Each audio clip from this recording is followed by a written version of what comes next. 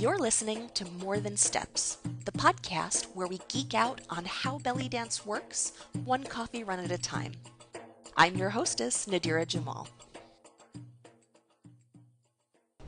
This week I went to my grandmother's funeral, and my sister, who got up to speak, shared something that my grandma told her once. And that was, in our family, we show up. It's what we do. And my grandmother, she was glue. Between her children, sons and daughters-in-law, grandkids, great-grandkids, there were 40 people in our family living in 6 cities. But we would always get together because of my grandmother. It started off with holidays in her basement rec room, and then after she moved to a retirement home and we were all doing our individual holidays, we would all still make a point of getting together, whether it was to go bowling or go to the trampoline park or just pile into somebody's living room and catch up with each other. And I wanted to talk about that now because the dance world also had a loss this month, and that was the passing of Fred Elias.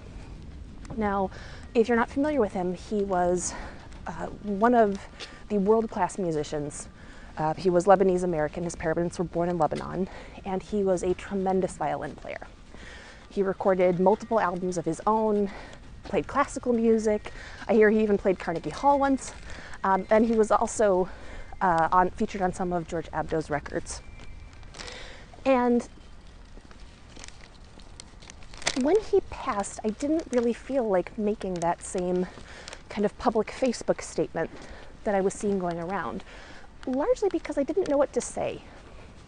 What do you say at the passing of someone who's meant a lot to you, but that you were not personally close to? I mean, I knew him. I danced with him for 15 years. I talked to him, but we didn't have that same personal relationship that he had, say, with some of the really old-timer dancers or some of his bandmates. And so I didn't quite feel comfortable making that statement. Well, I did realize today what to say, and that's that Freddie was also glue. By providing us with the opportunity to dance to world-class music, he got us together over and over again.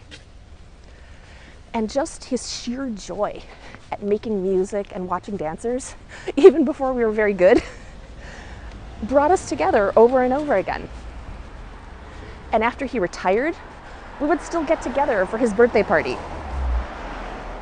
Freddie was glue. And in the last couple of years, I'm seeing less and less glue. I'm watching venues close that have been open for decades and offering live music and dancing. I've seen great musicians pass away, not just Freddie, but also John Bilazikjan and Harry Saroyan and others. And I've seen the dancers of my teacher's generation retiring, and even some older ones passing away. And this makes me sad, not just because we're losing great artists and we're losing friends, mentors, colleagues, and people that we look up to, but also because it makes me afraid. Because so much of life, not just in the dance world, but everywhere, is moving more and more into the digital realm. Instead of getting together to dance, we're spending more time curating airbrushed pictures and sharing perfectly shot videos that don't capture the specialness of the moment that they happened in. I'm seeing more competition and less joy.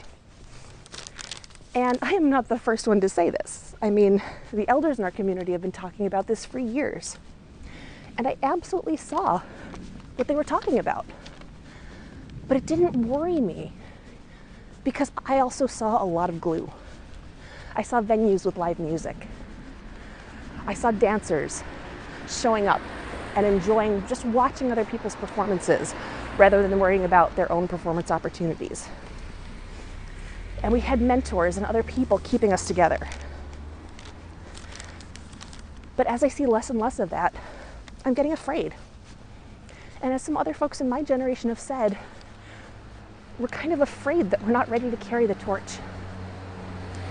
And a big piece of that is that we don't have the same resources to offer our students that our teachers' generation did. All of those opportunities that allowed us to learn how to dance to live music even before we were very good, to dance to world-class music, to get together into a venue and line dance with the patrons. All of those things are what made us the dancers that we are. Helped us understand not just how to dance, but the music and the culture and how it fits into this niche of celebration. And without those resources to offer our students, looking ahead to the future is scary. So usually at this point in one of these podcasts, I try and offer you some concrete steps to take, right? Some nice how-to to help you apply what you've learned. But instead, I want to ask you guys. I want you to tell me about your glue. Who are the people, the dancers, musicians? What are the venues that have been the glue in your dance world? What is it that made them glue? What made them create that environment where everybody could get together just for the joy of the experience? What are you doing to create glue? Or what are you seeing people around you do? I would love to hear from you, so you can leave me a voicemail at bellydancegeek.com/voicemail, or write to me if you'd like at nadira@nadirajamal.com. Thanks for listening.